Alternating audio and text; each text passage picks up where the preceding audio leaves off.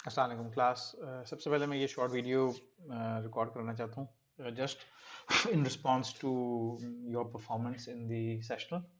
और मुझे सेशनल के बाद कुछ स्टूडेंट्स ने ऑनलाइन भी मुझसे कांटेक्ट किया था।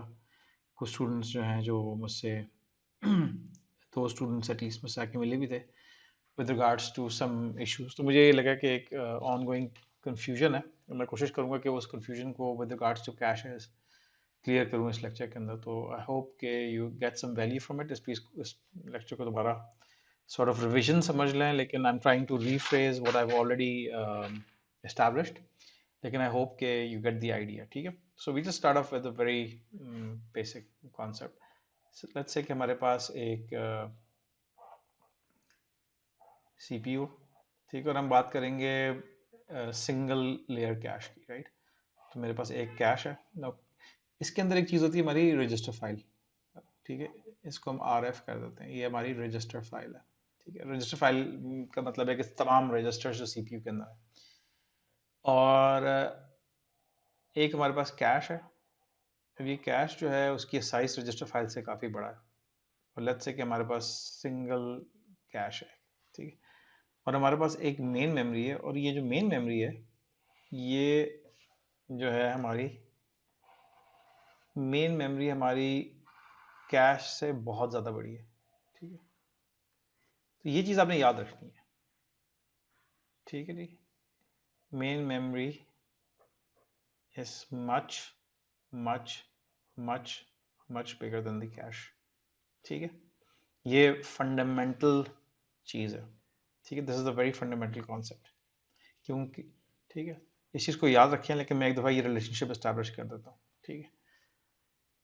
यहाँ से जो सीपीयू है, ठीक है, इसके अंदर कोई प्रोग्राम चल रहा होगा। वो प्रोग्राम जो है वो कोई एक यूनिट ऑफ डेटा जो है वो रिक्वेस्ट करेगा, ठीक है। तो वो जो यूनिट ऑफ डेटा जो सीपीयू रिक्वेस्ट करेगा वो या तो कोई बाइट होगी, ठीक है, या वो डबल होगा, ठीक है, या वो वर्ड होगा, ठीक है। अमूमन उसकी शक्ल किस तरह की होगी, या मैं अगर जो हमने पिछली असेंबली देखी थी तो it would be in this shape, load from location x जो कि एड्रेस है इनटू R16, ठीक है। तो इस जगह से डेटा जो है वो इधर या फिर स्टोर हम कर सकते हैं। और स्टोर हो सकता है कि into the location pointed bye x whatever the value lying in let's say R17 is, ठीक है। तो ये जो x है इन दोनों केसेस में ये एक सिंगल बाइट को रिप्रेजेंट कर रहा है, या डबल को रिप्रेजेंट कर रहा है, या वर्ड को रिप्रेजेंट कर रहा है, डिपेंडिंग ऑन द आर्किटेक्चर, ठीक है। अब लेट्स से कि हमारे पास कैश मौजूद नहीं है, मेरे पास सीपीयू है और मेरे पास बहुत बड़ी मेन मेमोरी है, ठीक है। मेन मेमोरी जिसको आप रैम भी कहते हैं। It's not a good name by the way, लेकिन I keep repeating it's not a good name. Anyways, तो होगा क्या कि फर्ज करें इस तरह की एक रिक्वेस्ट आती है, तो सीपीयू जो है वो मेन मेमोरी से एक बाइट ही मांगेगा। यानी कि अगर एक बाइट है, जो फर्ज करें कि ये लोकेशन एक्स है, लेट्स से कि लोकेशन एक्स यहाँ पे, इसके अंदर एक बाइट है, तो ये सीपीयू जो है वो एक बाइट मांगेगा और जो कि R16 के अंदर जाएगा। या अगर स्टोर की कमांड इस्तेमाल हो रही है, मैं लेट्स से चेंज कलर, ठीक है, अगर आप स्टोर को इस्तेमाल कर रहे हैं तो ये क्या करेगा कि R17 से एक बाइट उठाएगा और उसको उठा के यहाँ रखेगा। मसला ये है कि ये जो मेन मेमोरी है ये very, let's say it's very very slow compare to the CPU. It's very very very slow. अगर मैं स्पीड की बात करूं, ठीक है, तो main memory is very very very very very very slow compared to the CPU, ठीक है। तो इसका मतलब ये है कि अगर मेरे पास चार, यानी कि फर्ज करें कई इंस्ट्रक्शन है और इसमें बीच में ये वाली जो है मेमोरी की इंस्ट्रक्शन है दो, और ये बहुत फास्ट इंस्ट्रक्शन है, ये बहुत फास्ट इंस्ट्रक्शन है, ये सारी की सारी 2 साइकिल्स में एग्जीक्यूट हो जाती हैं, लेट्स से, ठीक है। तो अब ये सारी की सारी इंस्ट्रक्शंस जो हैं ये मेन मेमोरी का इंतज़ार करेंगी, ठीक है, क्योंकि जब तक ये वाली चीज़ प्रोसेस नहीं होगी, लेट्स से ये कमांड प्रोसेस नहीं हो जाती या ये वाली कमांड प्रोसेस नहीं हो जाती, तो वो आगे नहीं जाएगा। ठीक है, so this is the underlying fundamental concept which I hope you understand. ठीक है, अच्छा, उसको यहाँ रखते हैं लेट्स से। तो हमारे पास क्या मौजूद है? वी हैव द CPU, उसके दरमियान में कैश है, उसके दरमियान में मेन में, उसके बाद मेन मेमोरी है। तो बेसिकली अभी भी x जो है वो कोई एक लोकेशन है, लेकिन रादर कि मैं वो एक उठाऊं data, there is a concept of known as locality. ठीक है, और ये बेसिकली स्टेटिस्टिकल, मतलब इट्स बेस्ड ऑन स्टेटिस्टिक्स। ठीक है, एंड द आइडिया इज कि बल्कि द प्रोबेबिलिटी के, अगर फर्ज करें मैं यहाँ से डेटा रीड कर रहा हूँ, यानी कि प्रोसेसर यहाँ पे डेटा रीड कर रहा है, तो the probability that any other subsequent data reads would be around this area is very high, and this is true. तो रादर कि मैं ये पूरा उठाऊँ, मैं क्या करूँगा कि पूरा ये एक एक हिस्सा उठा के यहाँ ले जाऊँगा। ठीक है, और इसको मैं किसी जगह पे यहाँ पे रख दूंगा, इस हिस्से को। अब एक्चुअली रिक्वेस्ट जो थी वो इस चीज़ की थी, रिक्वेस्ट इस चीज़ की थी, रिक्वेस्ट बॉक्स की नहीं थी। ठीक है, या इस ग्रुप की नहीं थी। लेकिन हम लोकेलिटी के प्रिंसिपल के तहत ये बिलीव करते हैं, राइटफुली सो, कि अब अगली जो रिक्वेस्ट आएंगी वो इस ब्लॉक के अंदर होने की उनकी प्रोबेबिलिटी बहुत ज़्यादा है। नाउ यहाँ पे रखने का मकसद ये है कि this L1 is much faster than the main memory, so it's much closer to, तो इसकी जो स्पीड है वो बहुत तेज़ है। और क्या होगा कि ये ज़्यादा टाइम के लिए CPU कैशे के साथ बात कर रहा होगा और कम टाइम के लिए मेन मेमोरी से बात करेगा। अब ये बेसिकली, तो ये बेसिक अंडरलाइन कॉन्सेप्ट है जो मेरे ख्याल पहले भी क्लियर था, लेकिन मैं इसको चाह रहा था कि इसको मैं थोड़ा रिवाइज कर लूँ ताकि आपको क्लैरिटी हो। ठीक है, अब बेसिकली जो प्रॉब्लम है जो आप लोगों को, जो आप लोग फेस कर रहे हैं, ठीक है, the problem that you are facing is basically cache addressing scheme. ठीक है, तो कैशे एड्रेसिंग ये आपका प्रॉब्लम है। ठीक है, जो आप लोगों को समझ नहीं आ रही है, स्पेशली लेट्स से हमने कहते हैं डायरेक्ट मैप, ये टर्मिनोलॉजीज जो हैं डायरेक्ट और के वे। ठीक है, तो ये वन वे भी है, one way set associative, k way set associative, and then you have something called fully mapped. ठीक है, and let's call it n way set associative। ये सारी की सारी set associativity के एग्जाम्पल्स हैं। ठीक है, तो हम बेसिकली देखते हैं कि ये क्या चीज़ है। ठीक है, तो पहले हम एक जेनेरिक डिस्कशन करते हैं, लेट्स से हमें इसका कुछ भी नहीं पता। ठीक है, अब यहाँ पे आते हैं वापस दोबारा से। हमें ये पता है कि मेन मेमोरी साइज में कैशे से बहुत ज़्यादा बड़ी है। इसका मतलब ये है कि मेन मेमोरी के तमाम डेटा कभी भी कैशे में नहीं आ सकता। ये बात आई होप इट्स क्लियर कि क्योंकि मेन मेमोरी कैश से बहुत ज़्यादा बड़ी है। लेट्स से कि ये आपकी 16 GB है। ठीक है, और मे बी ये आपकी 512 MB है। ठीक है, या 256 MB है। ठीक है, quarter of gigabyte and this is 16 gigabyte. I mean this is a probable scenario. तो क्योंकि ये बहुत बड़ी है, ये बहुत छोटी है, तो कभी भी ऐसा नहीं हो सकता कि मेन मेमोरी का सारा डेटा जो है वो कैश के अंदर आ जाए, फिर तो यही मेन मेमोरी बन जाएगी और हमें इसकी ज़रूरत ही नहीं है। ठीक है, so the whole point is कि हम मेन मेमोरी का सारा डेटा यहाँ नहीं डाल सकते। ठीक है, अभी मैं एड्रेसिंग स्कीम की तरफ नहीं आ रहा, लेकिन एक लॉजिकल कॉन्सेप्ट की तरफ आ रहा हूँ। लॉजिकल कॉन्सेप्ट ये है कि फ़र्ज़ करें कि मेरा प्रोग्राम जो है वो मेमोरी की सारी लोकेशन को इस्तेमाल करता है, सारी लोकेशंस को। प्रोग्राम की नेचर ऐसी है। तो इसका मतलब ये है कि वक्तन फ़वक्तन मैं कुछ हिस्से उठा के यहाँ रखता जाऊंगा। फर्ज करें फिर उसने ये रिक्वायर किया, ठीक है, फर्ज करें मैंने उसको यहाँ रख दिया, फिर उसने कुछ और रिक्वायर किया। अच्छा, रिक्वायरमेंट क्या आ रही है याद रखिएगा, रिक्वायरमेंट ब्लॉक की नहीं आ रही, रिक्वायरमेंट इस शक्ल में आ रही है, ठीक है। तो लेट्स से उसको ये डेटा चाहिए, तो इसके नतीजे में हमने ये ब्लॉक उठा के यहाँ रख दिया। फिर उसको ये डेटा चाहिए, उसके नतीजे में हमने ये ब्लॉक उठा के यहाँ रख दिया। और एक ऐसा पॉइंट आएगा कि हमारे ये सारे ब्लॉक्स भरे हुए होंगे, लेकिन उसके बाद क्या होगा कि फर्ज करें उसके बाद जब उसको कोई डेटा चाहिए होगा तो उसको क्या करना पड़ेगा, यहाँ से एक डेटा को रिमूव, कोई भी ब्लॉक रिमूव करना पड़ेगा, वापस रखना पड़ेगा, और इसका जो ब्लॉक है या इसका ये हिस्सा है उसको वहाँ रखना पड़ेगा। तो ये हमारी एक स्कीम है जो हमें समझनी चाहिए, ठीक है।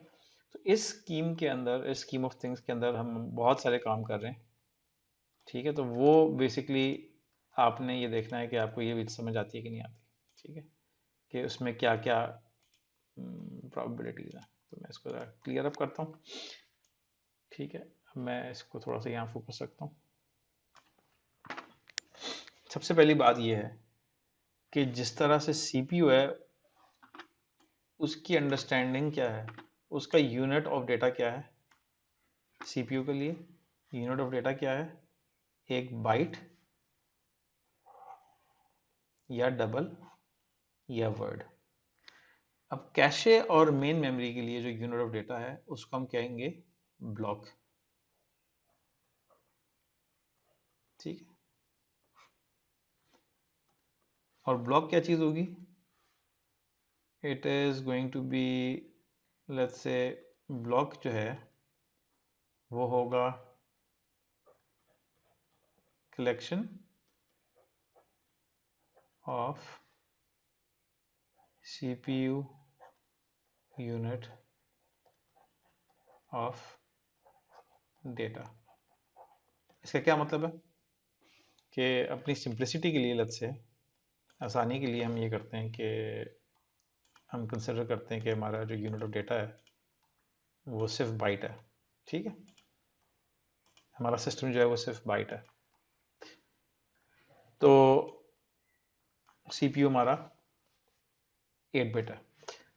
तो इसका मतलब है कि एक ब्लॉक जो है वो उसमें बहुत सारी बाइट्स होंगी, ठीक है।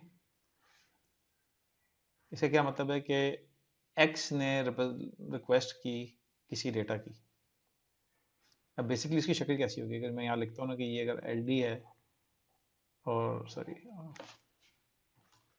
और R16 एक्स है, तो एक्स के अंदर क्या पड़ा होगा, एक्स के अंदर प्रॉबेबली पड़ी होगी कोई एड्रेस, ठीक है, ठीक है। लेट्स से 32FA ये पड़ा हुआ है।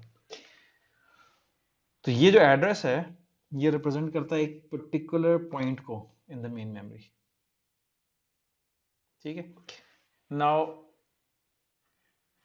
वो जो पर्टिकुलर पॉइंट है वो किसी लॉजिकल ब्लॉक का हिस्सा होगा, ठीक है। अब दो तीन फंडामेंटल चीज़ें हैं, मैं कोशिश करूंगा कि मैं यहाँ पे समझा पाऊँ आपको, ठीक है, मतलब उसमें ये सब चीज़ें कवर होंगी। सबसे पहले तो ये है कि अगर ये रिक्वेस्ट आएगी तो ये वाला जो ब्लॉक है, अगर वो ब्लॉक यहाँ मौजूद नहीं है, लेट्स से कि ये ब्लॉक यहाँ मौजूद नहीं है, तो ये मिस हो गया, तो वो क्या करेगा कि वो ब्लॉक को यहाँ पे, इसको थोड़ा सिंपल रख लेते हैं, इस ब्लॉक को वो यहाँ पे, लेट्स से ये वो ब्लॉक है, इसने इसको लोड कर लिया, ठीक है। अब एक बात क्लियर है बाय द वे जो मैंने ये भी ड्रॉ किया है कि एक वक्त में, एक वक्त में इस कैशे के अंदर 4 ब्लॉक्स आ सकते हैं, ठीक है। कितने ब्लॉक आ सकते हैं, 4। इसका मतलब ये है कि अगर मेरी एक रिक्वेस्ट आती है और उसके बाद लेट्स से मेरी एक दूसरी रिक्वेस्ट आती है, फिर उसके बाद हो सकता है मेरी तीसरी रिक्वेस्ट आती है, हो सकता है उसके बाद मेरी चौथी रिक्वेस्ट आएगी, तो मेरी सारी की सारी मेमोरी, सॉरी सारी की सारी कैश इंगेज हो जाएगी। और उसके बाद मेरी अगर कोई पांचवी रिक्वेस्ट आएगी तो मैंने इनमें से किसी एक को डिसंगेज करना होगा। ठीक। अब सवाल ये है कि अगर ये तो बड़ा क्लियर है कि मेरे ब्लॉक साइज पे और मेरे कैश साइज पे डिपेंड करेगा, इन दो चीजों पे डिपेंड करेगा, क्या चीज? Number of blocks inside the cache. या I hope this is very clear. ठीक है।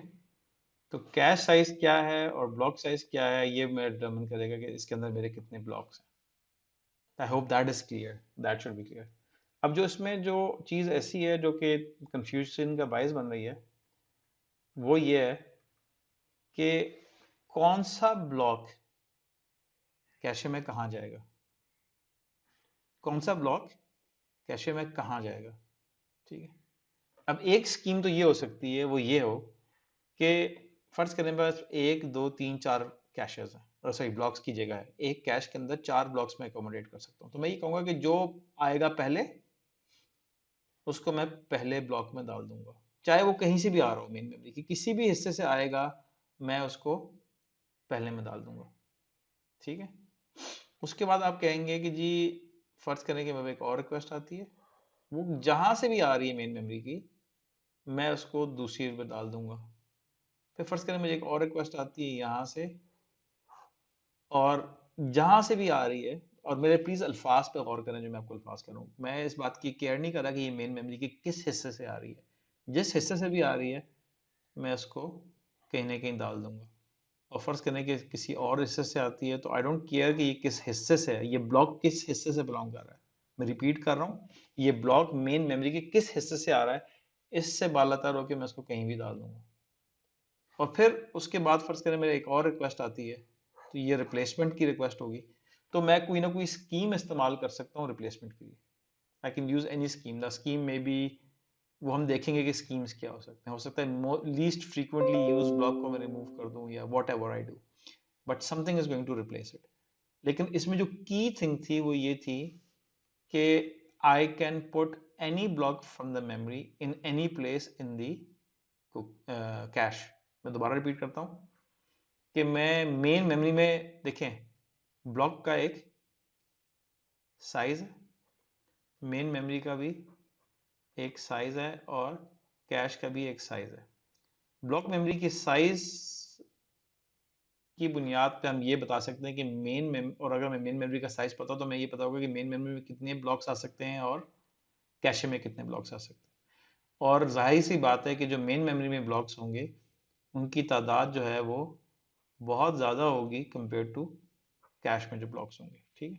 हम ये कह रहे हैं कि मेन मेमोरी का कोई भी ब्लॉक कहीं भी जा सकता है, कोई भी ब्लॉक कहीं भी जा सकता है, ये हमारा क्लेम है। ठीक है। मतलब ये हमारा एक मेथडोलॉजी है, दिस इज वन मेथडोलॉजी। ये आपको बात समझ अगर आ रही है तो वेरी गुड, अगर नहीं समझ आई तो सेशन के दौरान आप मुझसे सवाल पूछ सकते हैं।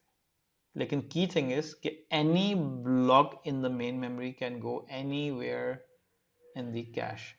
एंड बाय द वे, इस पैराडाइम को हम क्या कहते हैं, किसी को अगर आइडिया हो, इसको हम फुली एसोसिएटिव मैपिंग कहते हैं। Fully associative mapping, because there is some kind of mapping. जब एक चीज कम हो, एक का साइज छोटा हो, एक का साइज बड़ा हो, इसमें कम ब्लॉक्स जाते हैं, इसमें ज्यादा ब्लॉक्स जाते हैं, तो आपको कोई ना कोई मैपिंग स्कीम लगानी होती है। और जो मैपिंग मैपिंग स्कीम ये कहती है कि मेन मेमोरी का कोई भी ब्लॉक किसी भी ब्लॉक में इन द कैश डाल दो, उसको हम फुली एसोसिएटिव मैपिंग कहते हैं। अभी मैंने आपको सिर्फ कॉन्सेप्ट समझाया है, अभी मैंने एड्रेसिंग स्कीम को डिस्कस नहीं किया, but you have to understand the concept. ठीक है। अच्छा, इस कॉन्सेप्ट से पहले मैं एक और चीज भी बताना चाहता हूँ, और ये सेकंड चीज इज वेरी इंपॉर्टेंट। ठीक है। जो मैं सेकंड रादर मैं अभी जो बात करने लगूँ, दिस इज वेरी इंपॉर्टेंट। और वो ये है, ये एक और कंफ्यूजन है जो अक्सर स्टूडेंट्स को होती है। ये आपकी कैश है, कैश में क्या पड़ा हुआ है? कैश में ये डेटा पड़ा हुआ है, जो भी ब्लॉक आपने उठाया है ना, फर्ज करें आपने ये ब्लॉक, ये ब्लॉक, ये ब्लॉक और ये ब्लॉक उठाया है, तो ये 4 ब्लॉक्स आपकी कैश के अंदर पड़े हुए हैं। ठीक है, इस कैश के अंदर क्या पड़ा हुआ है? डेटा। बट इस कैश के अंदर कोई भी ऐसी इंफॉर्मेशन नहीं पड़ी हुई कि ये डेटा कहाँ से आया हुआ है। तो लेट्स से कि इस कैश के अंदर का डेटा पड़ा हुआ है और मैं इस कैश को देखूं, तो मेरे पास इस कैश को देखकर, इस कैश को देख के कोई भी तरीका नहीं है ये बात जानने का कि ये जो डेटा है इस कैश के अंदर, ये कहाँ से आया। I hope this is clear and this is very important. ठीक है, this is very important. I have no way of knowing कि ये डेटा, ये ब्लॉक कहाँ से आया, ये ब्लॉक कहाँ से आया, ये ब्लॉक कहाँ से आया, ये ब्लॉक कहाँ से आया, मेरे पास ये मौजूद नहीं है इंफॉर्मेशन। इसके लिए मुझे एक और स्टोरेज चाहिए होती है। ठीक है, और वो जो स्टोरेज होती है वो कैसे छोटी होती है बहुत, मैं ड्राइंग में थोड़ी बड़ी लग रही है। ठीक, और बेसिकली ये मेरे पास एक स्टोरेज एरिया होता है, और इस स्टोरेज एरिया में मैं रिकॉर्ड रखता हूँ इस बात का कि इस वक्त इधर कौन सा डेटा मौजूद है, इधर कौन सा मौजूद है, इधर क्या मौजूद है, इधर क्या मौजूद है। ठीक है, तो मेरे पास एक एडिशनल मेमोरी है कैश के अलावा। कैश वो जगह जहाँ पे मेरा डेटा है, और उसके अलावा मेरे पास एक और मेमोरी है जहाँ पे मैं ये इंफॉर्मेशन स्टोर कर रहा हूँ कि कैश में पड़ा हुआ क्या है, जो पड़ा है वो कहाँ से आया है। देखिए अभी हमने एक बात की थी, हमने एक बात की थी कि सीपीयू रिक्वेस्ट करेगा। ठीक है, सीपीयू इसके लिए रिक्वेस्ट करता है ये जो छोटी सी चीज़ है, तो उस वो जो छोटी सी चीज़ है वो किसी जगह पे पड़ी हुई है इन द मेन मेमोरी, क्योंकि ये एड्रेस मेन मेमोरी का है, ये मेन मेमोरी का एड्रेस है। तो हमने क्या कहा था कि पहले वो कैश में देखेगा कि कैश में पड़ी है कि नहीं पड़ी हुई। अब कैश को देख के उसको नहीं पता लग सकता, उसको बेसिकली इस जगह देखना पड़ेगा। ये वो जगह है जो हमें बताएगी कि आया कि इसका ब्लॉक यहाँ पे पड़ा है कि नहीं पड़ा। तो बेसिकली हम इस स्टोरेज को देखेंगे, इस इंफॉर्मेशन सेंटर को देखेंगे, और ये इंफॉर्मेशन सेंटर बताएगा हमें कि आया कि ये ब्लॉक यहाँ मौजूद है नहीं है। अगर नहीं है तो उठा के लेके आओ, अगर कैश खाली है तो उसको राइट कर दो, अगर कैश भरी हुई है तो रिप्लेसमेंट हो। तो ये सारी इंफॉर्मेशन यहाँ से हमें पता लग रही है, और इस ब्लॉक को टैग स्टोर कहते हैं। ठीक है, तो ये इट वाज क्लियर कि वो काफी बच्चों को ये बात क्लियर नहीं थी। ठीक है, तो ये आपका टैग स्टोर है। तो टैग स्टोर क्या है? इंफॉर्मेशन स्टोर कर रहा है, information about what is actually in the cash. ठीक है, तो उससे क्लियर करते हैं उसको।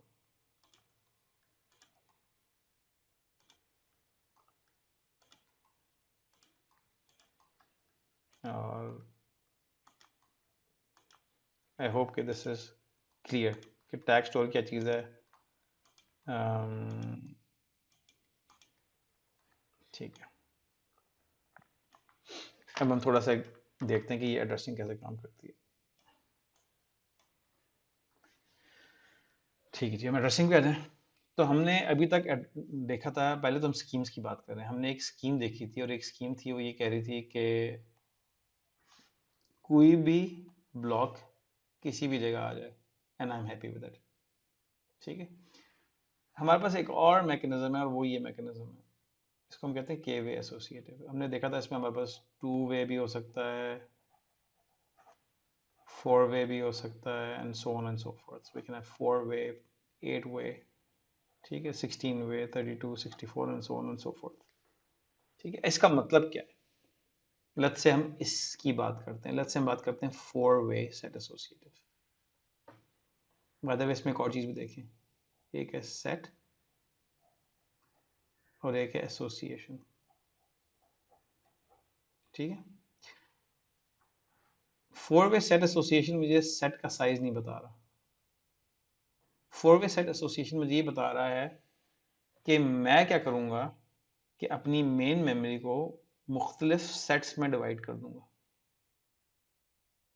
क्या करूंगा? मुख्तलिफ सेट्स में डिवाइड कर दूंगा, और हर सेट जो है उसके लिए मैं 4 ब्लॉक्स रखूंगा कैश के अंदर। अभी आपको मैं दोबारा रिपीट करता हूं, मैंने यहाँ पे सेट की तादाद नहीं बताई, हमें भी सेट की तादाद नहीं पता। 4-वे सेट एसोसिएटिव का मतलब ये है कि मैं अपने कैश को सेट्स में डिवाइडेड तस्वुर करूंगा। अच्छा, सेट का मतलब क्या है, मैं आपको पहले सेट का मतलब सुनाता हूँ, प्लीज जरा इस पर नोट करें। सेट का मतलब ये है कि लेट्स से कि मैं कहता हूँ कि मेरा मेमोरी का एक ये हिस्सा है, ठीक है, मैं कहता हूँ कि मेरी मेमोरी में एक ये सेट है, मेरी मेमोरी में एक ये सेट है, मेरी मेमोरी में एक ये सेट है, और ठीक, लेट्स से कि मेरी मेमोरी में एक और सेट है। ठीक है, ये मैंने कहा कि जी मैं मेमोरी में सेट्स बनाता हूँ, और मैं ये कहता हूँ कि यहाँ पे मेरे पास ब्लॉक्स की डिवीजन होगी, और मैं एक एग्जांपल दे देता हूँ कि ये मेरे पास यहाँ पे लेट्स से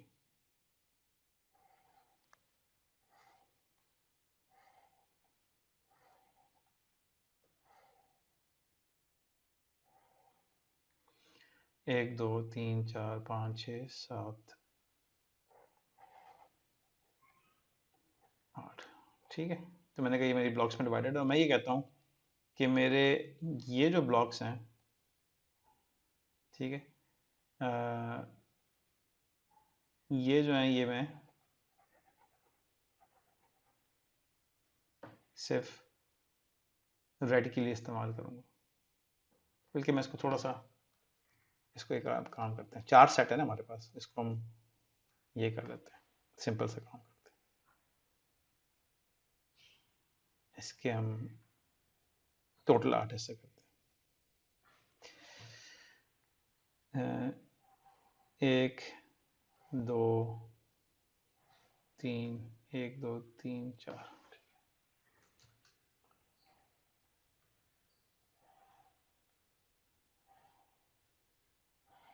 ठीक है जी, ये हो गया, एक, दो, तीन, चार। अब अगर मैं ये कहूँ कि मेरे पास 4 सेट हैं, और ये जो है, ये वाली जो लोकेशंस है ये हमेशा सेट ए के लिए होंगी,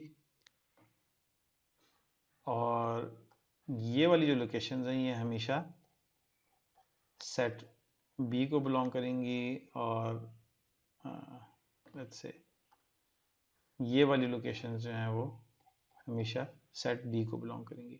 इसका मतलब है कि कोई भी ब्लॉक अगर यहां से आता है इस जगह से, तो ये वाला ब्लॉक जो है वो हमेशा यहाँ जाएगा या यहाँ जाएगा, और कोई भी ब्लॉक अगर यहाँ से आता है तो वो यहाँ पे जाएगा या यहाँ पे जाएगा। अब ये जो चीज़ है वो लोगों को कंफ्यूज करती है। ये किस चीज़ की मिसाल है, ये जो मैंने अभी एग्जांपल दी है ये बेसिकली है टू वे सेट एसोसिएटिव। ये टू वे सेट एसोसिएटिव है, इसका मतलब ये है कि for every set cash will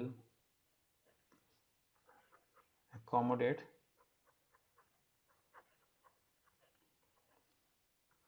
two blocks, ठीक है। और यहाँ पे जो ये 2 ब्लॉक्स हैं वो ये 2 से रिप्रेजेंट हो रहा है, तो ये टू वे एसोसिएटिव है। गौर करें कि ए के लिए मैं 2 ब्लॉक्स, बी के लिए 2 ब्लॉक्स, सी के लिए 2 ब्लॉक्स, और डी के लिए 2 ब्लॉक्स। तो आई होप दैट्स क्लियर, ठीक है। तो this is an example of to way set associative. I hope कि ये सब चीज़ें क्लियर हो रही हैं। पहले मुझे लगा था कि क्लियर, मतलब एटलीस्ट आपके एग्ज़ाम को देख के लग रहा था कि क्लियर नहीं हुआ, ठीक है। इसको मैं दोबारा दोबारा मिटाने से बेहतर है कि कर लेते हैं, दोबारा से इसको रिपीट करते हैं। मेरे पास एक सीपीयू है, एक कैश है, और लेट्स से मेरे पास एक बहुत बड़ी मेमोरी है। बाय द वे हमने अभी तक एग्जांपल जो भी देख ली है वो किसकी एग्जांपल देखी है? दूसरी एग्जांपल हमने देख ली है के वे सेट एसोसिएटिव की। तो ये दो हमने एग्जांपल्स देख ली है। एड्रेसिंग अभी तक हमने डिस्कस नहीं की, ठीक है, एड्रेसिंग हमने अभी तक डिस्कस नहीं की, एड्रेसिंग पे भी आएंगे। मैं बस अब आखिर में डायरेक्ट को भी एक दफ़ा डिस्कस कर लेता हूँ, ठीक है। लेट्स से कि मेरी ये मेन मेमोरी,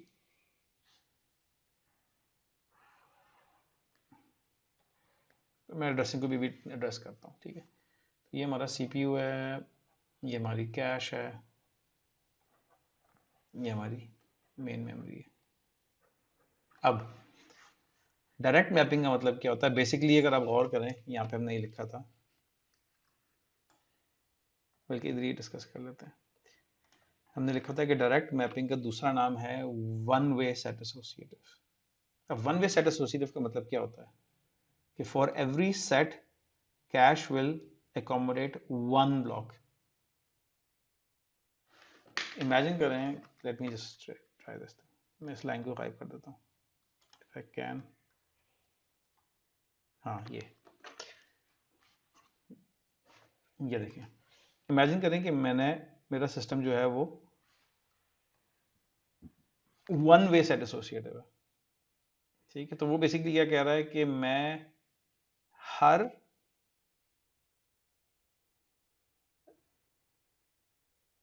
सेट का एक ब्लॉक एकोमोडेट करूंगा, हर सेट का एक ब्लॉक, हर सेट का मैं एक ब्लॉक अलाउ करूंगा। अगर आप ये चीज करेंगे तो ये आपका हो जाएगा डायरेक्ट मैप या वन वे सेट एसोसिएटिव, ठीक है। तो हैविंग डिस्कस दैट, मेरा ख्याल है ये यहाँ पे काफ़ी समझ आएगी, लेकिन मैं अब इसको डिस्कस करता हूँ कि इसकी एड्रेसिंग कैसे होती है, ठीक है। तो ज़रा एड्रेसिंग पे फोकस करेंगे, एड्रेसिंग स्कीम पे,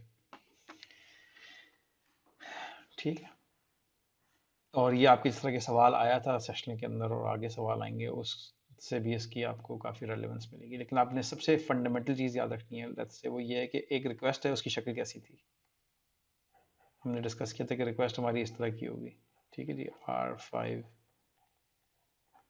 Y या may be ST X, R23, something like this, ठीक है। इस तरह की इसकी शक्ल होगी।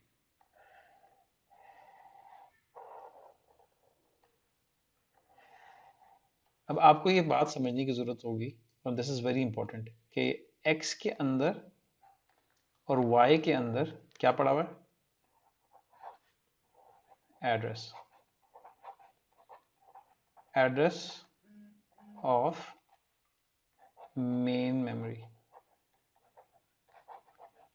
ठीक है। ये एक और फंडामेंटल कॉन्सेप्ट है, ये आपको समझना पड़ेगा, विच मीन्स कि cache is invisible to the ALU and hence the programmer. What it means is कि आप कभी भी ऐसा कोई प्रोग्राम नहीं लिख सकते, and assembly and which is almost machine code is the lowest level जिस पे आप कोड लिख सकते हैं। तो आपके पास कोई भी ऐसा मैकेनिज्म नहीं है एज अ प्रोग्रामर जिससे आप कैशे के अंदर एक्सप्लिसिटली कोई काम कर सकें। तो जब भी सीपीयू को रिक्वेस्ट जनरेट करेगा फॉर सम डेटा, तो ये जो एड्रेस है ये रिप्रेजेंट कर रहा है a location in the main memory, ठीक है। अब हमारा बेसिकली काम है वो ये है कि इस एड्रेस को, ये जो लेट्स से कि इसका कोई एड्रेस है 0x316A0, लेट्स से कि इसका B3591, ठीक है, इस तरह का कोई इसका एड्रेस है। हमने क्या करना है कि इसके एड्रेस को इस्तेमाल करना है, इसके एड्रेस को इस्तेमाल करना है, इसके एड्रेस को लेवरेज करना है, ये डिटरमिन करने के लिए कि हमने डेटा को कहाँ पे रखना है, ठीक है। Please, this is very important. हमारे पास एक और चीज़ भी है यहाँ पे, याद करें वो कौन सी मेमोरी थी? थोड़ा इसको बड़ा कर लेते हैं। बाय द वे साइज में जो है ये कैशे से बहुत छोटी होती है, लेकिन ये है टैग स्टोर, क्योंकि टैग स्टोर ने इंफॉर्मेशन रखनी है। ठीक है, अब हमने क्या करना है कि इस एड्रेस को इस्तेमाल करना है। अच्छा, बाय द वे ये प्लीज याद रखिएगा कि हम ये रन टाइम पे नहीं डिसाइड करेंगे कि डायरेक्ट है, कि सेट एसोसिएटिव है, कि फुली एसोसिएटिव है। ये हमने रन टाइम पे डिसाइड नहीं करना, ये हमारे हार्डवेयर के आर्किटेक्चर पर डिपेंड करेगा। लेकिन अगर हमें पता हो कि ये डायरेक्ट है या ये है या ये है, तो इस एड्रेस के थ्रू हम इस चीज़ को मैनेज कर सकते हैं, पुल ऑफ कर सकते हैं। ठीक है, तो लेट्स से कि हम ये काम करेंगे कैसे। तो हमें इसका मतलब है कि सबसे पहले तो ये काम करने से पहले हमें ये पता होना चाहिए कि हमारा सिस्टम क्या है। ठीक है, हमारा सिस्टम फुली एसोसिएटिव है कि क्या है। ठीक है, तो what is our system, this information we should know. तो इसमें कोई मिसाल ले लेते हैं। लेट्स से हम कहते हैं कि हमारा सिस्टम है डायरेक्ट मैप। ठीक है, डायरेक्ट मैप्ड है। अगर मुझे कैश का साइज पता हो, bye the way direct map का मतलब क्या है? डायरेक्ट मैप का मतलब यह है कि मेरे मेन मेमोरी में सेट्स मौजूद हैं। मुझे पता है कि इसमें सेट्स हैं, लेकिन मुझे इस वक्त तक सेट्स की तादाद नहीं पता। अभी मुझे, फर्ज करें आपको सवाल आता है एग्जाम के अंदर, और आपको पता लगता है कि ये आपने डायरेक्ट मैप सिस्टम करना है और आपको सेट्स की तादाद नहीं पता, लेकिन आपको ये पता है कि आपकी मेन मेमोरी जो है वो सेट्स में डिवाइडेड है। तो हमने पहला काम ये करना है, ये पता करना है कि हमें कितने सेट्स हम यहाँ पे अकोमोडेट करेंगे, या हमारे पास सेट्स कितने होंगे। तो उसका एक बड़ा राउंड अबाउट सा वे है। ठीक है, हमारे पास अमूमन इंफॉर्मेशन दी हुई होगी, वो क्या होगी? Cache size. ठीक है, तो हमारे पास एक इंफॉर्मेशन ये है कि ये डायरेक्ट मैप है, और दूसरी इंफॉर्मेशन मेरे पास क्या मौजूद है कि कैश साइज क्या है। क्या ये काफ़ी इंफॉर्मेशन है? नहीं, हमें एक तीसरी इंफॉर्मेशन भी चाहिए, और वो तीसरी इंफॉर्मेशन क्या है? Block size. ठीक है, अब मेरे पास एक दो तीन, अगर ये तीन मौजूद हैं चीज़ें, एक ये कि ये डायरेक्ट मैप है, दूसरा ये कि कैश का साइज क्या है, तीसरा ये कि ब्लॉक का साइज क्या है, तो अब मैं क्या निकाल सकता हूँ? सबसे पहले इन दोनों को इस्तेमाल करूंगा। ठीक है, सबसे पहले मैं इसको और इसको इस्तेमाल करूंगा और ये निकालूंगा number of blocks in cash. ये कैसे निकालूंगा?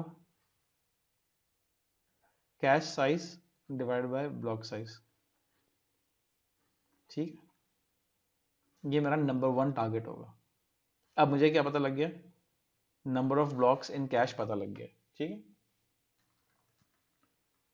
ये मुझे पता लग गया कि इसमें कितने ब्लॉक्स आ सकते हैं। तो लेट्स से कि मैंने ये सारा काम किया और मुझे ये पता लगा कि इसके अंदर जो है वो लेट्स से 1 2 3 4 5 6 7 8 ब्लॉक्स आ सकते हैं। ये मुझे तादाद कैसे पता लगी? ये वाला काम करके, number of blocks in cash. ठीक है, अब मुझे सेट्स की तादाद कैसे पता लगेगी? मुझे सेट्स की तादाद कैसे पता लगेगी? कोई बता सकता है? सेट्स की तादाद मुझे कैसे पता लगेगी? मेरे पास सेट, ये देखें, मुझे ये पता लग गया कि ब्लॉक्स की तादाद जो है वो 8 है, और मुझे ये पता है कि मैं डायरेक्ट मैप हूँ। सेट्स की तादाद हमने इससे निकालनी है। डायरेक्ट मैप का मतलब क्या था? अगर आप याद करें कि हमने ऊपर डिस्कस किया था कि for every set cache will accommodate, मैं इसको चेंज कर लेता हूँ, इसको मैं कह देता हूँ के ब्लॉक्स।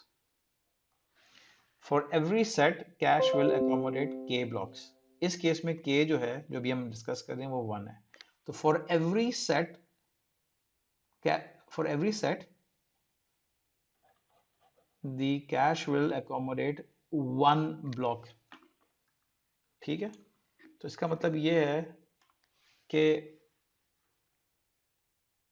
हर सेट के लिए एक ब्लॉक है।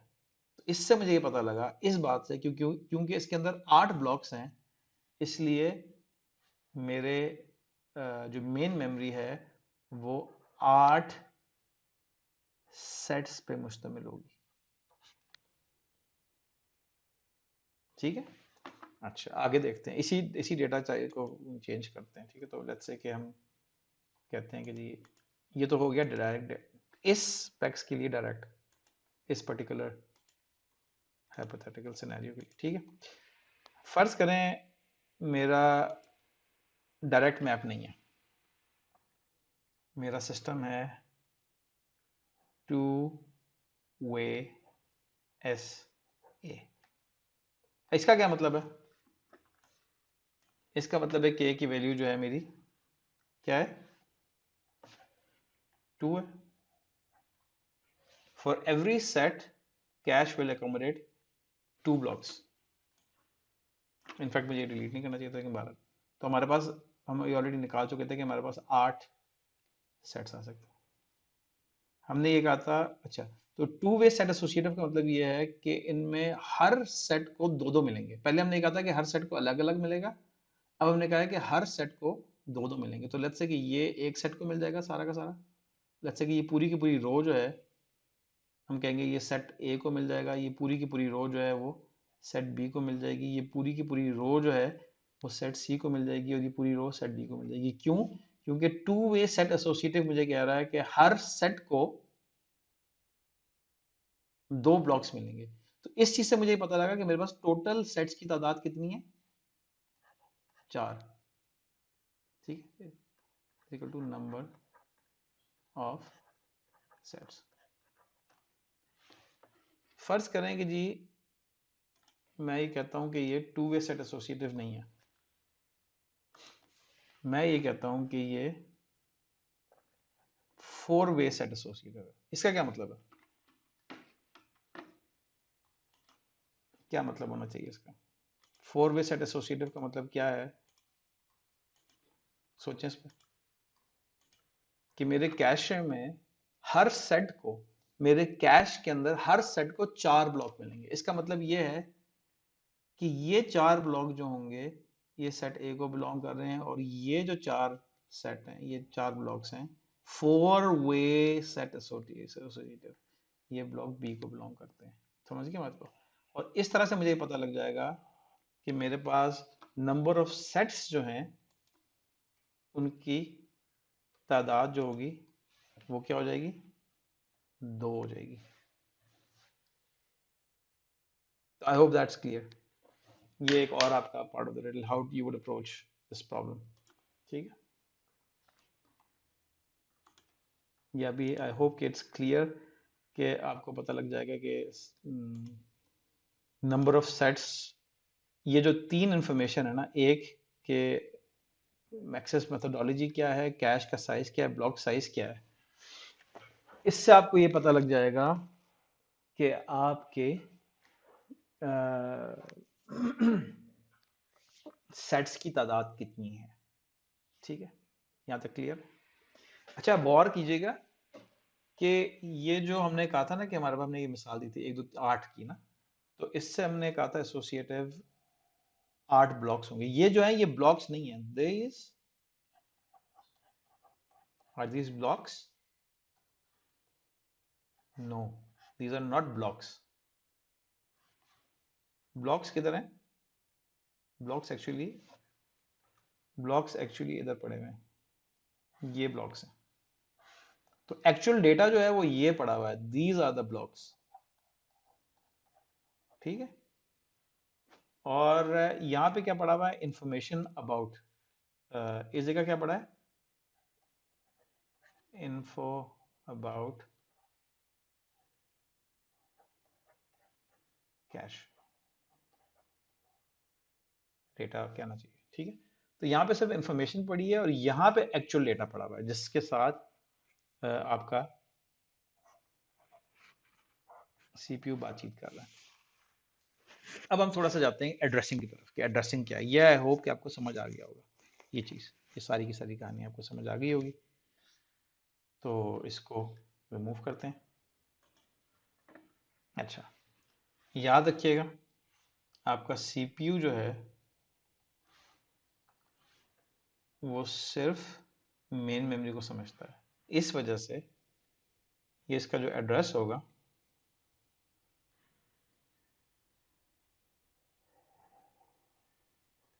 वो मेन मेमोरी का एड्रेस होगा। ठीक है, इसलिए याद रखें कि हमें सबसे पहली बात है कि ये एड्रेस का साइज कितना बड़ा होगा। एक एड्रेस कितनी बड़ी होगी, इसके लिए हमें मेन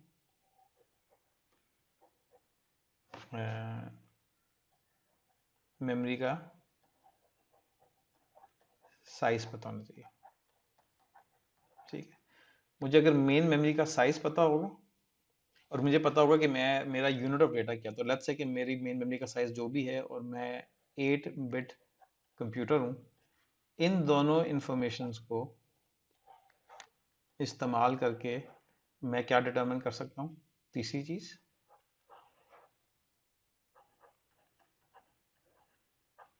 साइज ऑफ एड्रेस या एड्रेस बिट्स।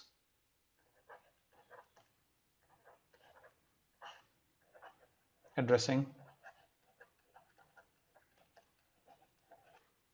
बिट्स। ठीक है, तो I hope that is clear. इन दोनों चीज़ों से ही इन तीसरी चीज़ का मुझे पता लग जाएगा।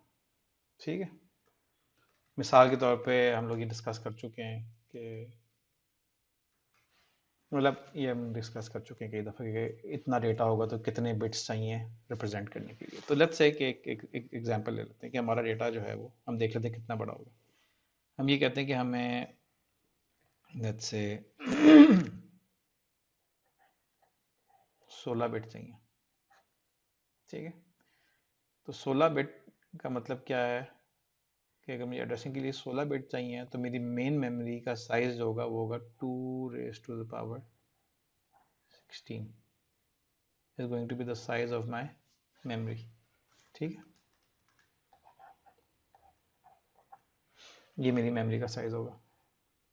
तो अगर मेरी मेमोरी का ये साइज होगा तो मुझे 16 बिट चाहिए होंगे एड्रेसिंग के लिए। ठीक है, अब हम लोग जो स्कीम इस्तेमाल करते हैं जो हम ऑलरेडी डिस्कस कर चुके हैं वो ये होता है कि हम इस मेमोरी का कुछ हिस्सा टैग के लिए इस्तेमाल करते हैं, और टैग क्या चीज़ होती है मैं भी डिस्कस करेंगे। ठीक है, कुछ हिस्सा ऑफसेट के लिए इस्तेमाल करते हैं और कुछ हिस्सा हम सेट के लिए इस्तेमाल करते हैं। ठीक है, इस चीज़ को जहन में रखना है आपने। ठीक है, चाहे ये 16 बिट हो, चाहे 32 हो, चाहे 20 हो, चाहे 18 हो, कुछ भी हो, हमारा ये तरीकाकार होता है। तो ये हम इसको क्यों लेवरेज करते हैं? क्योंकि हमारे पास जो रिक्वेस्ट आएगी वो हमेशा इस शक्ल में आएगी या इस शक्ल में आएगी। तो यहाँ पे एक वंस एंड जीरोस की सीक्वेंस होगी जो कि रिप्रेजेंट कर रही होगी some location in the main memory. हमने इसको, इस इंफॉर्मेशन को, इस एड्रेस को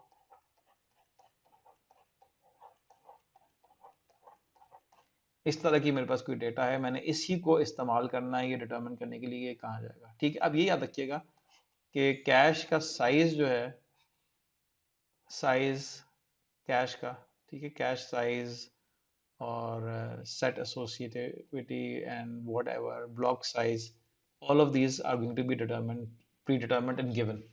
ठीक है, तो लेट्स से हमारे पास ये सिस्टम है और हम एज्यूम करते हैं कि मेरा जो सिस्टम है वो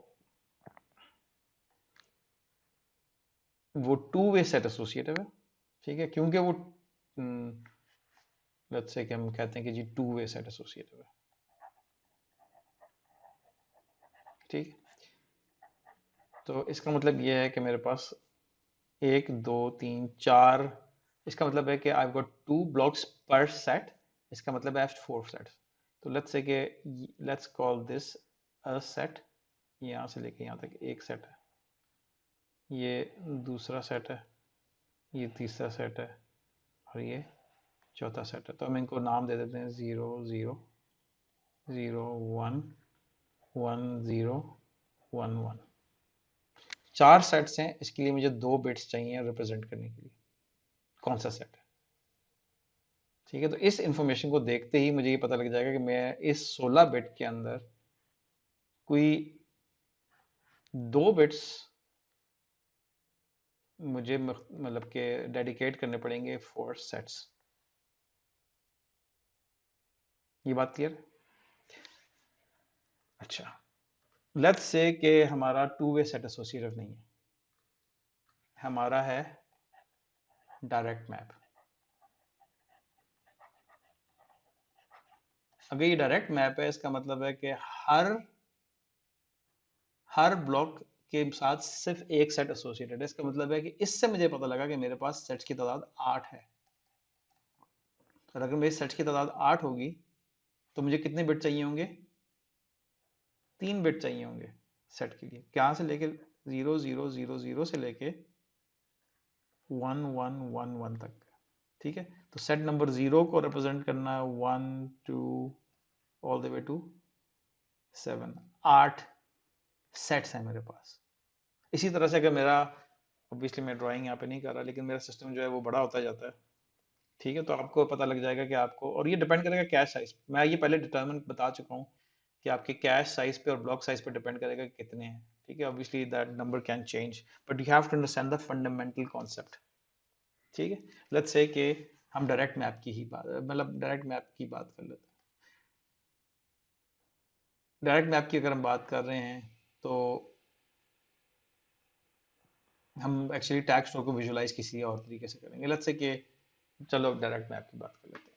ठीक है, तो डायरेक्ट मैप इस सिस्टम का, मैं सिस्टम को चेंज नहीं कर रहा, मैं visualisation of the tag store change कर रहा हूँ आपके लिए। ठीक है, I am changing how, excuse me, how this tag store is going to be, excuse me, visualised. हमारी जो टैग स्टोर की विजुअलाइजेशन होगी वो कुछ इस तरह से होगी। And this is purely for a visual view. Hardware के अंदर इस तरह चेंजेस नहीं होती, लेकिन आपको शायद समझने के लिए आसानी होगी। हमने इसको इस तरह से विजुअलाइज इसलिए किया है क्योंकि डायरेक्ट मैप के केस में, ठीक है, मैं ये क्लियर कर दूं कि हम डायरेक्ट मैप की बात कर रहे हैं, k इज इक्वल टू 1। ठीक है, तो k इज इक्वल टू 1 का मतलब है डायरेक्ट मैप। तो डायरेक्ट मैप का मतलब ये है कि हर सेट जो है उसका एक एंट्री होगी टैग स्टोर में। ठीक है, तो 0001 का इसको 0000101001 ऑल द वे टू 111। ठीक है, तो हम लोग डिटर्मिन कर चुके हैं कि अगर मेरा डायरेक्ट मैप है system for this size of cash with so many blocks, यानी कि मेरे पास एक कैश है जिसके अंदर 8 ब्लॉक्स आ सकते हैं और मैं डायरेक्ट मैपिंग स्कीम पे हूँ, तो इसका मतलब है कि हर ब्लॉक जो है, और एक्चुअली डेटा याद रखें कि यहाँ पे पड़ा हुआ है, तो हर ब्लॉक जो है वो किसी एक सेट से बिलोंग करता है। तो इससे मुझे पता लगा कि मेरी सेट्स की तादाद 8 है। तो ये मेरे पास ये विजुअलाइजेशन होगी। ठीक है, तो क्योंकि ये 8 है तो इसका मतलब है कि यहाँ पे मैं तीन बिट्स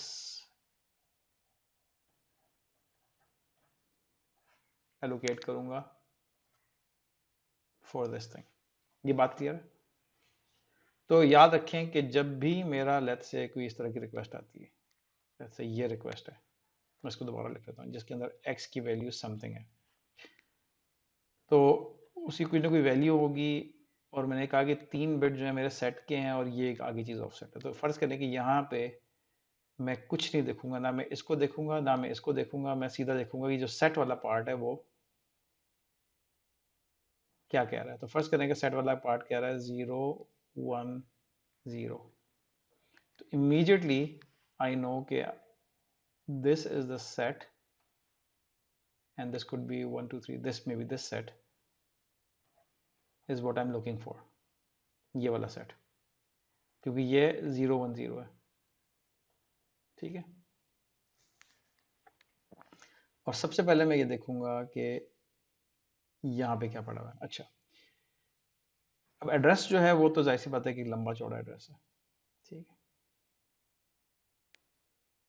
इसमें ये वाला पार्ट अगर आपको याद होगा ये टैग था, और ये वाला पार्ट आपको याद होगा कि ऑफसेट है। उसके बाद बेसिकली मैं क्या करूंगा कि इस जगह के अंदर जाके देखूंगा कि ये जो वैल्यू पड़ी है क्या वो इस वैल्यू से मैच कर रही है कि नहीं कर रही। अगर ये वैल्यू इस वैल्यू से मैच कर रही होगी तो इसका मतलब है कि ये वाला कैश वही है जो मैं चाहता हूँ। ठीक है। और अगर ये वाली वैल्यू टैग ये वाली वैल्यू टैग से मैच नहीं कर रही होगी तो इसका मतलब है कि यहाँ पे गलत डेटा पड़ा हुआ है। और एक और इंपॉर्टेंट पॉइंट मैं आपको बताने लगा वो ये याद रखिएगा कि कोई भी टैग एंड सेट का जो कॉम्बिनेशन है ये हमेशा यूनिक होगा। यानी कि इस सेट के लिए ये पर्टिकुलर टैग का जो कॉम्बिनेशन है ये हमेशा यूनिक होगा। ठीक है। और बेसिकली क्या है कि ये जो टैग है ये रिप्रेजेंट कर रहा होगा एक पर्टिकुलर ब्लॉक को जो उस सेट का हिस्सा है। लेट्स से कि मैं इसको किसी कहता हूं कि इसको ग्रीन कर देते हैं let's say, ठीक है। या पर्पल कर देते हैं, ग्रीन कर लेते हैं। ठीक है। तो हम ये कहते हैं कि ये ब्लॉक है इसका नाम है ग्रीन ब्लॉक। ठीक है। Let this be green. हम ये कहते हैं कि जी हर ये ब्लॉक तो ये सारे के सारे जो हैं किस सेट को बिलोंग कर रहे हैं। ये सारे के सारे ये सारी लोकेशंस बिलोंग करते हैं to set 010। They all belong to set 010। ठीक है।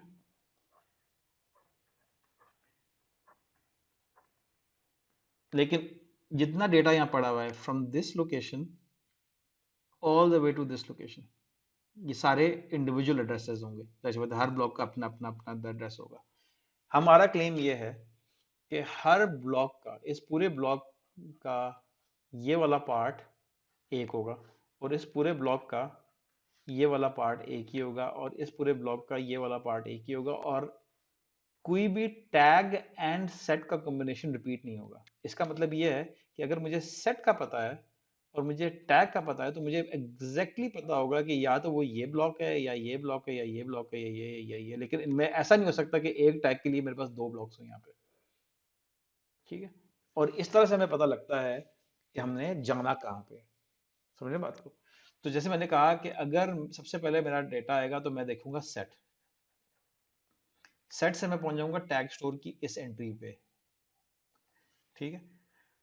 उसके बाद मैं क्या करूंगा जो टैग पार्ट है उसको टैग पार्ट से कंपेयर करूंगा। अगर दोनों मैच कर गए इसका मतलब ये है अगर ये टैग जो रिक्वेस्ट आई है ये जो रिक्वेस्ट आई है एक्स से ये जो रिक्वेस्ट आई है ये वाली। ठीक है। इसकी वैल्यू अगर मैच कर गई इस वैल्यू के साथ इसका मतलब है कि ये वाला डेटा ये वाला ब्लॉक जिसमें मैं इंटरेस्टेड हूँ लेट्स से कि वो ये ब्लॉक है वो ऑलरेडी यहाँ पे मौजूद है। और अगर ये वैल्यू ये टैग की वैल्यू इसकी टैग की वैल्यू से मैच नहीं करेगी तो इसका मतलब ये है कि ये पर्टिकुलर जो ब्लॉक पड़ा हुआ है ये वो ब्लॉक नहीं है जो मैं चाहता हूँ बल्कि वो ब्लॉक मुझे अभी इसको वापस रखना पड़ेगा और जो ब्लॉक मैं चाहता हूँ उसको मुझे रिप्लेस करना पड़ेगा। और यहाँ पे मैं क्या करूँगा कि उसकी टैग की वैल्यू को भी अपडेट करूँगा। ठीक है। और अब मेरे पास वो वैल्यू आ जाएगी तो मैं किसी भी दफा टैग स्टोर को देख के ये डिटरमिन कर सकता हूँ कि आया कि वो ब्लॉक मौजूद है कि नहीं मौजूद। ठीक है। और ये ऑफसेट क्या चीज़ है मेरी ऑफसेट मुझे क्या बताएगी। ऑफसेट मुझे सिंपली ये बताएगी कि ब्लॉक तो मैंने उठा लिया भाई लेकिन मुझे तो एक्चुअली क्या चाहिए था मुझे तो एक्चुअली डेटा चाहिए था ना मुझे ये डेटा चाहिए था। तो जब मैं ये पूरा ब्लॉक उठा लेता हूँ तो मेरा ये ऑफसेट मुझे बेसिकली बता रहा होगा और अमूमी तौर पे ये जो ऑफसेट होगा वो जितने भी बिट्स होंगे ये 000 से लेके 111 की सीरीज तक जाएगा। तो जिसमें 000 जो है वो ये लोकेशन होगी। मैं इसको थोड़ा सा कलर चेंज कर लेता हूँ लेट्स से। ठीक है। तो 000 ये लोकेशन होगी 001 अगला होगा एंड सो 1111 जो होगी वो ये लोकेशन होगी, ठीक है।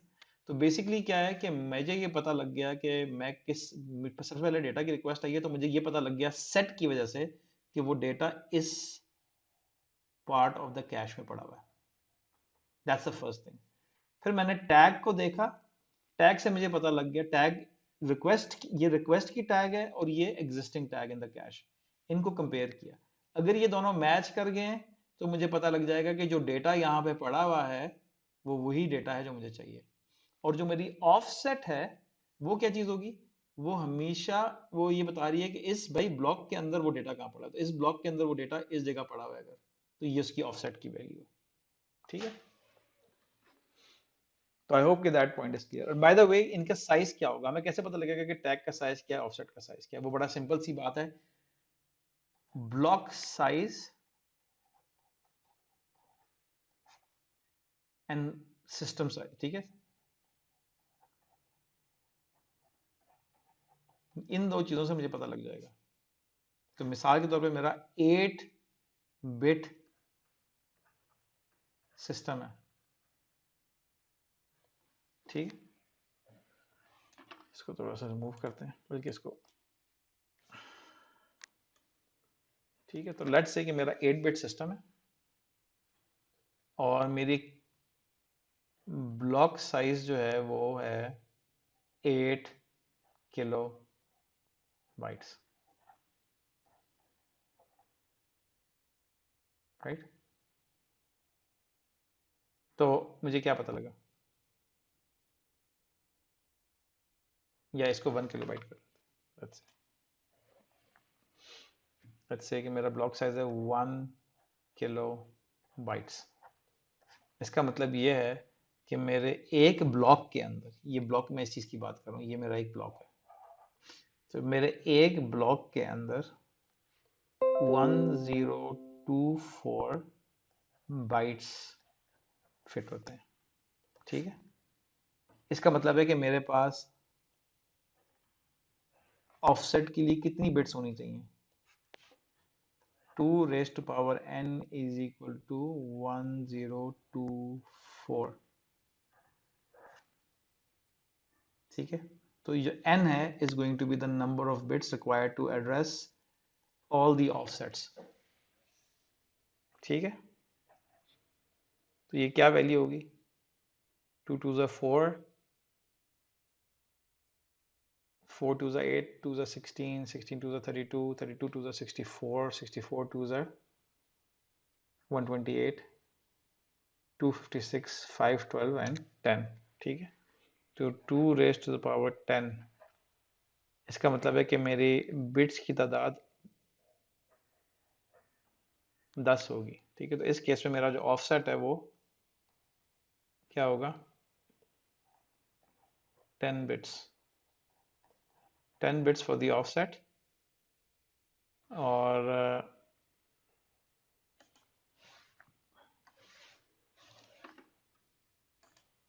in this particular case we have determined के 3 bits for the set,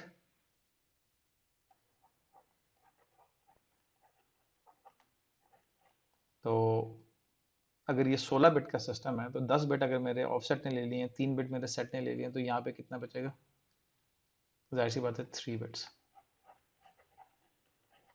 ठीक है। तो 3 बिट्स, तो ये number of bits in for the tag हम इस प्रोसेस के थ्रू डिटरमिन करेंगे जो ये हमने किया है। सेट्स का भी हमें पता लग गया, हमें ऑफसेट्स का भी पता लग गया, हमें कॉन्सेप्ट भी पता लग गया, और आप इस चीज़ को ट्राई कर सकते हैं। बाय द वे मैं इसको थोड़ा सा एक वेरिएशन आपको दे देता हूँ ताकि आप कंफ्यूज ना हो, ठीक है। Let's get rid of, let's look at one variation, one, मैं इसको एक और कर लेते हैं। Let's talk two way set associative, ठीक है। इसी सिस्टम के लिए जो हमने डिस्कस किया था, ये मेरे कैश है।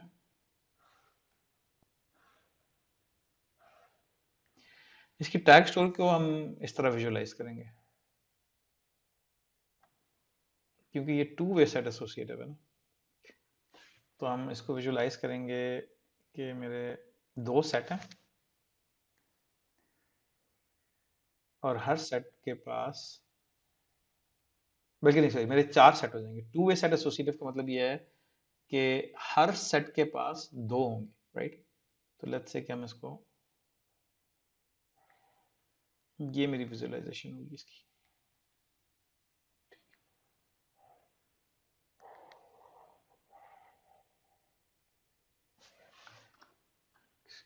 फॉर माय पुअर ड्राइंग, ठीक है, ये मेरी विजुलाइजेशन है और ये इस तरह से है।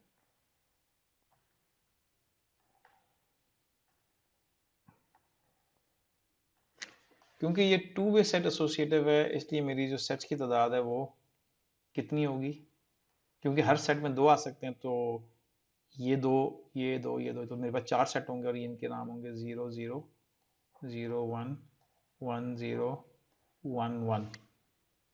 ठीक है, तो इसमें टैग टैग, ठीक है, तो इमेजिन करें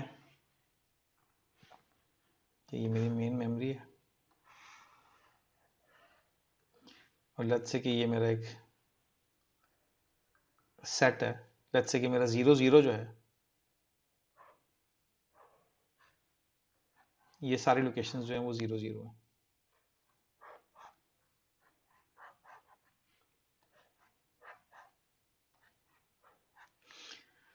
अब अगर मेरा 16 बिट एड्रेस है, तो इस इंफॉर्मेशन को देख के मुझे क्या पता लगा कि मेरे सेट का साइज क्या है। मेरे सेट जो है वो 2 बिट है। ठीक है, ये पहली बात क्लियर होगी, ये हमें नंबर 1 पता लग गया। लेट्स से फर्दर ये कि हमें यहाँ पे पता था, हमें बताया गया था कि हमारे कैशे का जो ब्लॉक साइज है वो 256 बाइट्स है। एक ब्लॉक जो है वो 256 बाइट्स का है और मेरा सिस्टम जो है वो 8 बिट सिस्टम है, यानी कि मेरा जो डेटा है वो 8 बिट का होगा। इससे मुझे क्या पता लगा कि मेरी ऑफसेट्स की तादाद, ठीक है, नंबर ऑफ ऑफसेट्स कितने होंगे, क्योंकि 8 बिट ये बेसिकली किसके बराबर है, 1 बाइट ना। ठीक है, तो 8 बिट इज 1 बाइट, तो 256 बाइट्स का मतलब है कि number of offsets is 256 and number of bits required is n, where 2 raised to the power n is 256 and n is equal to 8। ठीक है, इसका मतलब है कि मुझे अब पहली बात तो पता लगी कि सेट के लिए 2 बिट चाहिए, दूसरी बात मुझे पता लग गई कि ऑफसेट के लिए मुझे 8 बिट चाहिए, और क्योंकि ये मेरी 16 बिट एड्रेसिंग स्कीम है तो 2 जमा 8 10, मुझे टैग के लिए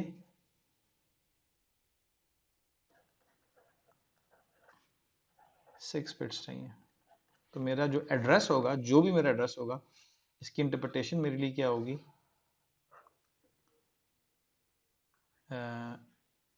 8 bits and 2 bits and 6 bits. तो लेट्स से कि मेरे पास एक रिक्वेस्ट आती है, ठीक है, and let that request be let that request be whatever 10110 0 0 0 1 0 1 1 1 1 0 0। ठीक है, ये ऑब्वियसली ये पूरा एक एड्रेस होगा। मैंने खुद इसको ब्रेक डाउन किया आर्टिफिशियली, तो मैंने कहा कि यार इन दो बिट्स को, तो सबसे पहले मैं क्या करूंगा कि इसको देखूंगा एड्रेसिंग अगर करनी है। इससे मुझे पता लगा कि actually I am interested in this set, this is the set I am interested in. तो फर्ज करें कि सबसे पहला मेरी रिक्वेस्ट ये थी, तो यहाँ पे ना ये भी, यहाँ पे कुछ नहीं पड़ा, यहाँ पे कुछ नहीं पड़ा, और लेट्स से कि 101100 वही है। ये जो टैग है ना, ये इसमें जितने डेटा पड़ा हुआ है इन सब का ये वाला जो पार्ट है मोस्ट सिग्निफिकेंट 6 बिट इन तमाम एड्रेसेस के, लेट्स से 101100 है। और by virtue of the fact कि मैंने ये इस कलर को इस्तेमाल किया, तो ये सारे के सारे 00 को बिलोंग करते हैं, सेट 00 को। ठीक है, तो इसका मतलब ये है कि मैं क्या करूंगा कि यहाँ पे 101100 लिख दूंगा और इस डेटा को उठा के फर्ज करें कि यहाँ पे रख दूंगा। अब मुझे डेटा एक्चुअली यहाँ पड़ा हुआ है, लेकिन टैग स्टोर को देख के मुझे पता लग रहा है कि डेट कि यहाँ पे क्या पड़ा हुआ है। फर्ज करें उसके बाद एक और रिक्वेस्ट आती है, और वो रिक्वेस्ट आती है 100001 0000001111। ठीक है, अब इसका क्या मतलब है? हो सकता है कि मेरा ये वाला, मतलब ये तो 00 है ही है, ये सारे 00 सेट से बिलोंग करते हैं। ठीक है, लेकिन हो सकता है कि ये जो टैग है 100001 वो ये मौजूद है। तो सबसे पहले मैं टैग स्टोर में देखूंगा, मैं कहूंगा कि ये मेरा कैंडिडेट सेट है, इसमें एक ये तो मौजूद है, ये मौजूद नहीं है, 100001 नहीं मौजूद। तो मैं क्या करूंगा कि यहाँ पे 100001 को डाल के, और यहाँ पे जो डेटा पड़ा होगा उस डेटा को मैं यहाँ पे स्टोर कर दूंगा। ठीक है, सही। तो आई होप कि that should be clear now. Imagine करें कि मेरे पास एक और रिक्वेस्ट आती है, और वो रिक्वेस्ट आती है 1011000000111010। 1 2 3 4 5 6 7 8। ठीक है, तो वो रिक्वेस्ट अगर आई है तो ये क्या होगा, ये हिट होगा कि मिस होगा? सबसे पहले मैं क्या करूंगा, इस सेट में जाऊंगा, मैं पहुंच गया जिस सेट पे। उसके बाद मैं देखूंगा इसके टैग स्टोर में क्या पड़ा हुआ है। तो मैं देखूंगा कि 10110 पड़ा हुआ है यहाँ पे, ये देखिए मैं नजर आ रहा है कि 10110 पड़ा है, तो ये क्या हो जाएगा, एक हिट हो जाएगा। ठीक है, इसका मतलब है कि ये जो डेटा जो कि रिक्वेस्ट सीपीयू से आई थी डेटा की, वो डेटा कैश के अंदर पड़ा हुआ है यहाँ पे। ठीक है, तो वो ब्लॉक यहाँ पे पड़ा हुआ है। ठीक, लेकिन वो इस ब्लॉक में डेटा कौन सा है, ये जो ये ऑफसेट है, इसी को इन्फॉर्मेशन को इस्तेमाल करके मैं उस पर्टिकुलर, लेट्स से के वो ये डेटा है। ठीक है, तो मैं यहाँ तक पहुंच जाऊंगा। ठीक है, तो ये ऑफसेट का इस्तेमाल करके मैं यहाँ तक पहुंच जाऊंगा, और इस पर्टिकुलर बाइट को उठा के मैं सीपीयू को दे दूंगा, या सीपीयू से डेटा उठा के इस बाइट पर राइट कर दूंगा। ठीक है, फर्स्ट करें में एक और रिक्वेस्ट आती है, और वो है 11111111 1 2 3 4 5 6 6। ठीक है, 00 एंड समथिंग। अब क्या होगा, सबसे पहले मैं जाऊंगा इस सेट पे, उसके बाद मैं देखूंगा कि ये जो टैग है 111111 ये मौजूद है, तो ना यहाँ पे भी मौजूद नहीं है, यहाँ पे भी मौजूद नहीं है। अब मुझे ये रिप्लेसमेंट करनी पड़ेगी, कोई स्कीम इस्तेमाल करूंगा। लेट्स से कि मैं कहता हूँ यार मैं इसको रिप्लेस कर रहा हूँ। ठीक है, तो मैं इसको रिमूव करूंगा, और फर्ज करें कि मेरा 111111 ये वाला है, तो और बाद में इसको भी रिप्लेस कर दूंगा, और इसको भी रिप्लेस कर दूंगा। और फिर तो ये मेरा मिस था और रिप्लेसमेंट भी था। ठीक। अब मैं क्या करूंगा कि इस वाले डेटा को, अच्छा बाय द वे ये जो रिक्वेस्ट आई है, इसका जो रिक्वेस्ट आई होगी, ये एक्चुअली रिक्वेस्ट जो है वो किसी डेटा के लिए होगी, लेट्स से इसके लिए, जो कि पूरा एड्रेस अगर हो तो ये 1110000, ठीक है, 11 लेट्स से।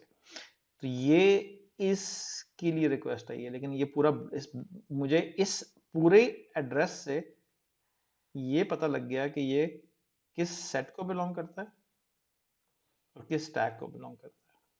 मेरा एड्रेस जो होगा वो हमेशा ये पूरी एंटिटी होगी, याद रखिएगा।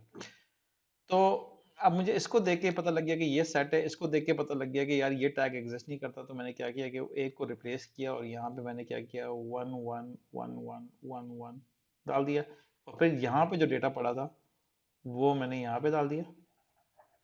और एक्चुअली जो था, जो मुझे चीज़ चाहिए थी, वो तो ये डेटा था ना, ये जो था ऑफसेट 111000011। तो अब मेरा सीपीयू जो है वो क्या करेगा, इस ब्लॉक से इस पर्टिकुलर डेटा को जो मुझे इंटरेस्ट है उसको उठा के सीपीयू को दे देगा। ठीक है, तो आई होप कि आप लोगों को अब एड्रेसिंग इन कैशेस जो है वो बिल्कुल इंटीमेटली समझ आ गया होगा। और ये मेरे लिए बहुत इंपॉर्टेंट था कि आपको ये बिल्कुल क्लियर हो, क्योंकि अगर आपको इसकी क्लैरिटी नहीं होगी तो आगे जितनी भी हम ऑप्टिमाइजेशंस करेंगे तो वो हम यहीं पे देखेंगे, इस पर्सपेक्टिव से देखेंगे। ठीक है, और एक आपको ऑप्टिमाइजेशन थोड़ी नजर आनी चाहिए, मैं ये टर्म अभी बोलूंगा, इस पर आप गौर करें कि अगर मेरी डायरेक्ट मैपिंग हो सिस्टम की, डायरेक्ट मैप्ड हो सिस्टम, तो आप समझें कि मेरे जो मिस रेट है वो बढ़ जाएगा। आपने गौर किया था कि यहाँ पे देखें कि मेरे पास दो थे ना, एक सेट के लिए मैंने दो ब्लॉक्स रखे हुए थे, सिर्फ इसलिए क्योंकि मैंने एक सेट के लिए दो ब्लॉक्स रखे थे, इसलिए मैंने ये वाला जो था, ये वाला जो रिक्वेस्ट थी, ये मेरी मिस नहीं हुई थी। और अमूमन ये होगा कि मिस परसेंटेज हमारी बहुत अच्छी हो जाती है। लेकिन अगर मैं डायरेक्ट मैप इस्तेमाल कर रहा होता, यानी कि मेरे पास इस सेट के लिए सिर्फ एक ही ब्लॉक होता, तो जब मैं यहाँ पे आता तो फिर ये दोबारा मिस होता, फिर ये दोबारा मिस होता, फिर हर सूरत में मेरा मिस होना था। मतलब मैं ये नहीं कह रहा हर सूरत में मिस, लेकिन इस केस में मेरा हर सूरत में मिस होता। तो अगर मैं डायरेक्ट मैप कर रहा हूं तो मेरी जो मिस रेट है वो बढ़ जाएगी, यानी कि ठीक है। और अगर मैं एसोसिएशन बढ़ा रहा हूं तो मेरी क्या हो जाएगा, मिस रेट कम हो जाएगा। और एसोसिएशन में कितनी बढ़ा सकता हूं, मैं इतनी बढ़ा सकता हूं कि मैं कहूं कि मेरे पास एक सेट है एंड देयर, जितने भी ब्लॉक्स हैं उतने way associative, n way, which is known as fully associative. अब फुल्ली एसोसिएटिव का नुकसान क्या है? फुल्ली एसोसिएटिव का नुकसान ये है कि अभी आप देखें, जब ये टू वे एसोसिएटिव है तो जब आपको सेट का पता लग जाता है तो आप क्या करते हैं कि सिर्फ दो टैग्स को कंपेयर करते हैं। फर्ज करें ये फोर वे एसोसिएटिव होगा, अगर फोर वे एसोसिएटिव होता तो अगर आपको सेट का पता लगेगा तो आप क्या करेंगे, चार टैग्स को कंपेयर करेंगे।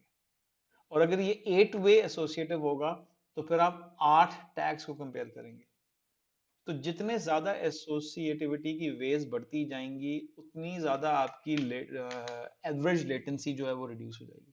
तो ये जो कुछ कॉन्सेप्ट है इनको लेके और इसको इंटरनलाइज करें और फिर इंशाल्लाह ताला हम आगे इसको लेके चलेंगे।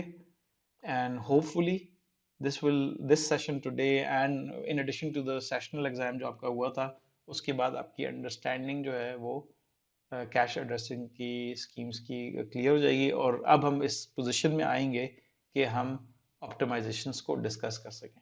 तो that would be all for today. Thank you class.